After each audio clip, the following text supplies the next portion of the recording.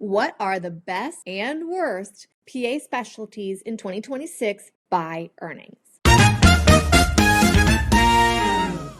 If you are a practicing PA trying to maximize your income, a brand new grad on the job hunt, or a PA student trying to figure out if all of the student loan debt is going to be worth it, this video is for you. I'm Kristen Burton, a practicing PA in cardiology and critical care medicine. I became a millionaire at 31 and, as the founder of Millionaires in Medicine, now help other medical professionals maximize their money. Before we get into the specialties for PAs that crush it financially, make sure that you subscribe to this channel and like this video. That will make sure that other PAs out there get access to the same material so that we can collectively, as a profession, earn more.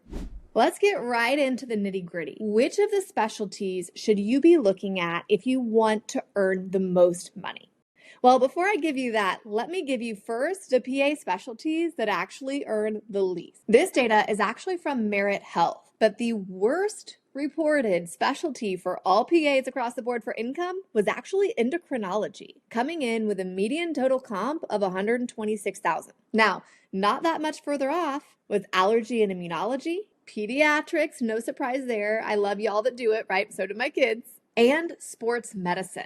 These specialties are in the bottom tier for PAs for collective earning. Now that we've looked at these bottom tier specialties, let's turn our attention to the top 5 earning specialties for PAs in 2026. Same data source here. The number 1 subspecialty is dermatology. This is not surprising, right? Dermatology ranks every single year, year after year, as the top paid specialty for PAs. This is why it is tricky to get a job in dermatology as a brand new grad with no experience. And we have entire podcast episodes right separately on how to do that and whether or not you should use a recruiter because it's that difficult to get into. We see why here, right? They crush the number 1 position with an average total comp of $166,000. Now, this is the average, right? There are dermatology PAs earning $200,000, $300,000 plus, particularly when they have contracts based on percent of collections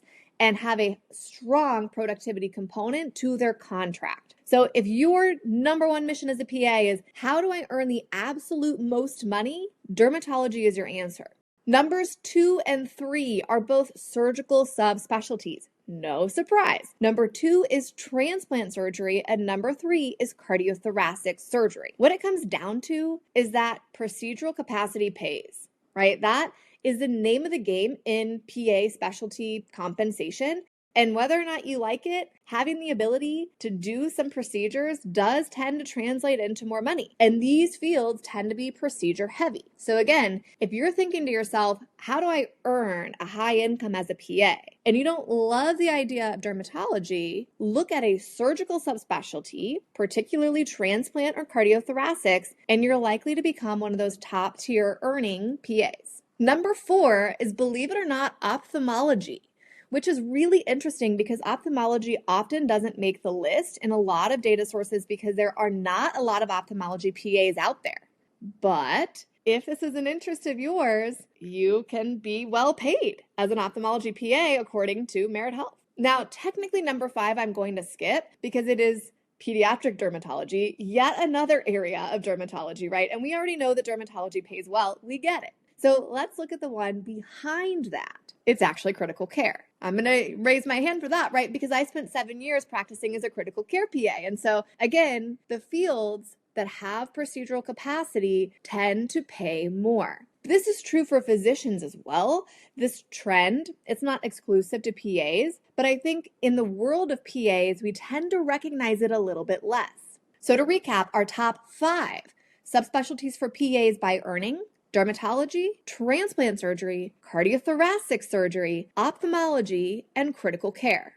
Now, there are a lot more layers to earning a lot than just hitting a subspecialty with a high salary number. So let's look at the nuance behind that to see not only what PAs are actually earning a lot of money, but also what PAs have a lot of spending power and if they're satisfied with their life while doing it. Location matters a lot. When you look at data sources like Merit Health, for example, they consistently rank these few cities as the top earning cities in the entire United States for PAs. Places like San Jose, California, San Francisco, California, Sacramento, California, Fresno, California.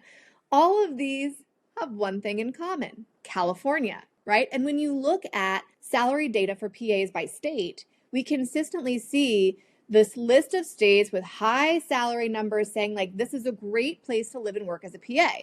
California is one of them. The West Coast and East Coast states tend to top the charts in terms of nominal salary. But I want to make the strong argument that it doesn't matter. The only thing that matters is a cost of living adjusted salary. It literally doesn't matter if you have a $200,000 salary, if your rent is twice the person with a $150,000 salary, right? The person with the lower salary has a lot more money to build wealth, which is what matters, because that's how you ever stop becoming a slave to your job, right? So rather than having a really high income and working really freaking hard for that really high income for the next 40 years, why don't you instead make sure that you have a high enough income in a place where you have buying power so that you actually have money left over to invest, to go drop money in the stock market, to buy the short-term rental, to swoop up the duplex, to invest in the syndication, whatever it is. If you don't have margin, it doesn't matter. So let's look at cost of living adjusted data and see where in the US does it actually make sense to say I have a high income nationally based on purchasing power. This data actually comes from AAPA's 2025 salary report. They did this beautiful cost of living analysis and ranked the states in order of where you actually have spending power by income. State number 1, chart topper on the cost of living adjusted list, Oklahoma. Believe it or not, Oklahoma is number 1. Number 2 is Michigan. Number 3 is Missouri. Number 4, Texas. And number 5, Georgia. What do these states have in common? They're in the middle of the country, right? They're not the West Coast or the East Coast. Maybe they're not throwing up the biggest salary numbers in terms of nominal raw data. But when you look at the cost of living, they are ranked as the top 5 places to actually live and work where your money goes further.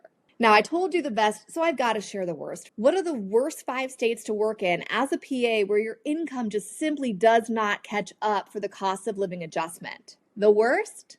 Washington, D.C. The number 2 worst? Rhode Island. Next up is Maryland, then Hawaii, right? No surprise there.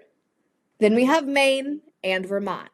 What do these states have in common? They're on the East Coast, right? With those high cost of livings, except for Hawaii, of course, which is in beautiful paradise in the middle of the ocean, but we get the same point. When you look at states like California and Oregon, who are well known for having really high salary numbers, they're actually ranked 37 and 39 respectively for best purchasing power for PAs by income.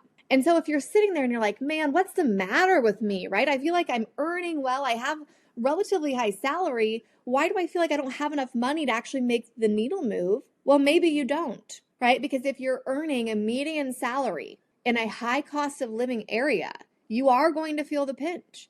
You're going to have to get strategic and negotiate really well for high income in order to make sure that you can make the numbers work in those states. And you really need to think about specialty choice if that's the case. If you love pediatrics and you're like, I just can't wait to go out there and do general outpatient pediatric medicine, more power to you. It might be hard in California to pull that off, right? You have to think about these things as you marry your whole money plan together and decide, where am I going to live? Where am I going to work? What specialty am I going to choose?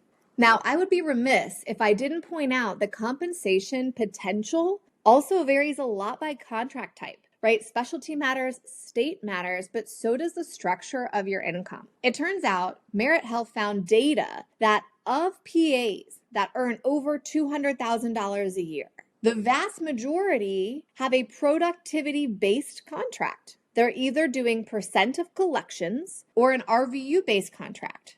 Only 5% of PAs on straight salary cross $200K, where for PAs on a percent of collections model, 32% of them do. Now, some of this is correlated to specialty because some specialties lend themselves to a contract structure that's more commonly productivity based versus not. Okay, so it's not exact science, but this is important to keep in mind. Like if you're choosing a specialty that tends to be on the lower end of income and you're looking at a contract that's straight salary, you might recognize out of the gate, I probably don't have the strongest earning potential here. And oh, by the way, now I put myself in a high cost of living state. I'm creating a financial situation where it's going to be hard for me to prosper on the same level as if I had chosen a different specialty, a different contract structure in a different location. The other piece of the puzzle that you have to recognize is that salary does not equate to compensation, right? As a PA, you have a total comp package, and that includes things like CME,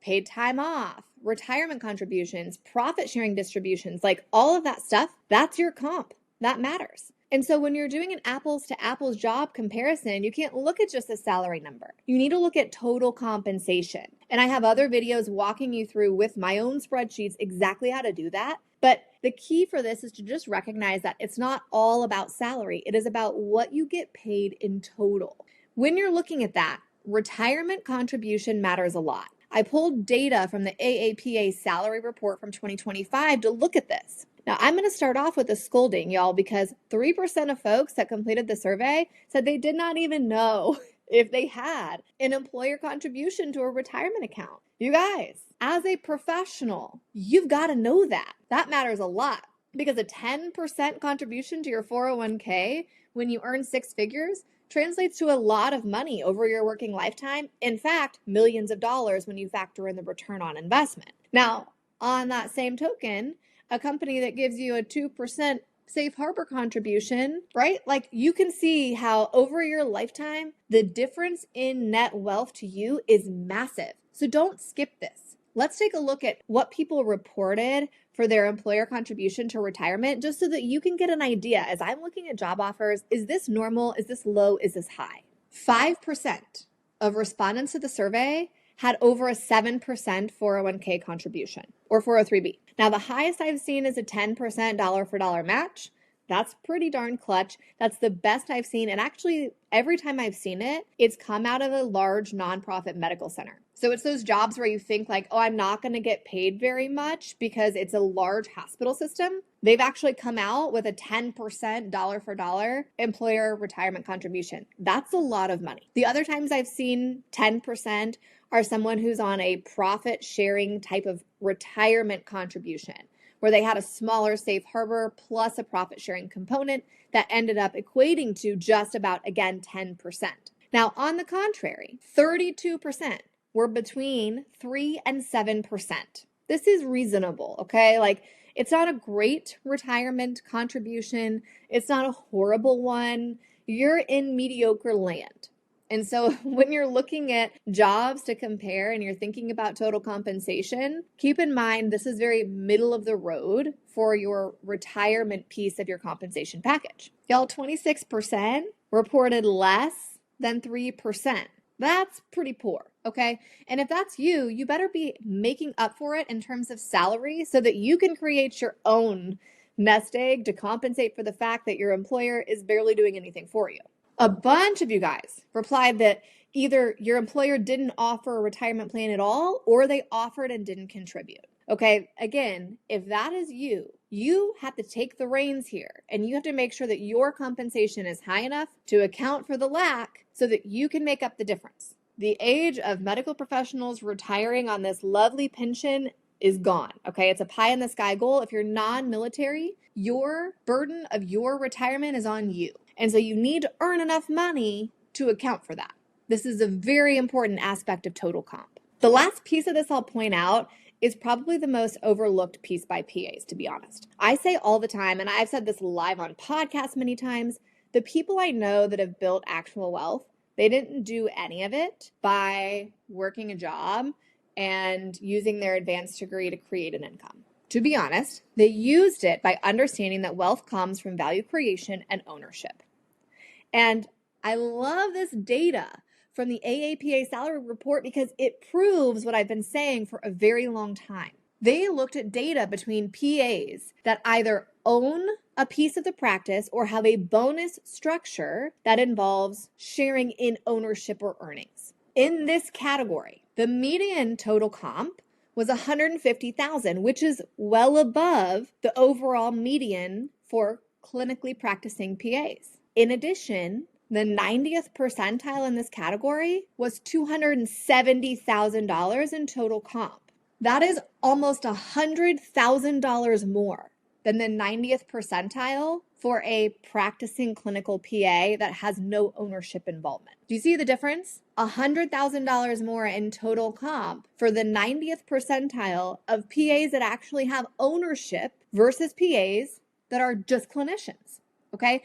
This is the reality of wealth creation overall. You're going to earn more if you figure out that wealth comes from ownership and value creation. If you have no interest in that and you're like, hey, I just want to go see my patients and go home, whatever, no big deal, guys. Pick a high-paying specialty, pick the contract structure that's going to serve you, and play a little bit of geographic arbitrage, right? Choose your state intentionally. You can still do really well and you can build assets outside of that. But if you have aspirations to be a true top-tier earning PA, you have to stop thinking just like a clinician and start thinking like a business person and an investor. If you've been able to successfully negotiate what you consider a high compensation model as a PA, share it in the comments. Salary transparency can be incredibly helpful for PAs out there trying to negotiate without necessarily knowing exactly what they should be shooting for. So if you have succeeded in this arena, share it below. Make sure you help others coming up behind.